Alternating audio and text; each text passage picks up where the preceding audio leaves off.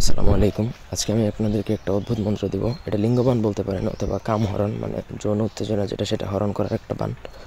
এই বান প্রয়োগের ফলে যার উপর প্রয়োগ করা হবে তার লিঙ্গ মানে দাঁড়াবে না, উত্তেজিত হবে না, তাছাড়া সব কিছুই ঠিকঠাক থাকবে। যার উপর প্রয়োগ করা হবে সে শুধুমাত্র তার যে সেক্সুয়াল এবিলিটি যেটা সেটা নষ্ট হয়ে যাবে। তার আর মানে ওই ইচ্ছাটা যা কাম ভাব বা ওই ইচ্ছাটা জাগ্রত হবে না। এটা কামদেবেরই একটা মন্ত্র, কাম হরণ। কামদেবের কাজ কাম উঠানো, আবার কাম হরণও উনিই করে মন্ত্র শাস্ত্র অনুযায়ী।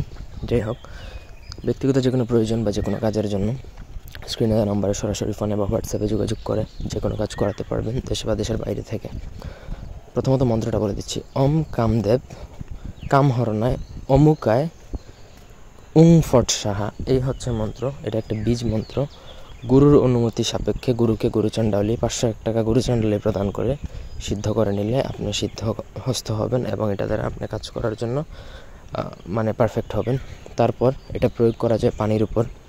গঙ্গা জল বা নদীর জল, যেই নদীতে স্রোত থাকে সেই নদীর জল আপনি অমাবস্যার রাতে উলঙ্গ হয়ে নিয়ে এসে তার মধ্যে পানিতে ফু দিয়ে মন্ত্র যেই নাম সহকারে মন্ত্র করে ফু দিয়ে যাকে খাওয়াবেন তার লিঙ্গ অকেজ হবে বা তার কামভাব নষ্ট হয়ে যাবে। তারপর এটা যে কোনো মিষ্টি জাতীয় খাবারের মাধ্যমে প্রয়োগ করা যায়। আবার এটা তার ব্যবহৃত কাপড়ের উপরে প্রয়োগ করা যায়। ব্যবহৃত কাপড়ের উপরে মন্ত্র 21 বার পরে 21টা ফু দিয়ে যদি সেই কাপড় সে পরিধান করে তাহলে তার কামভাব নষ্ট হয়ে যাবে। নানান উপায় আছে, আপনি যেটা আপনার ভালো লাগে সেটা প্রয়োগ করতে পারেন।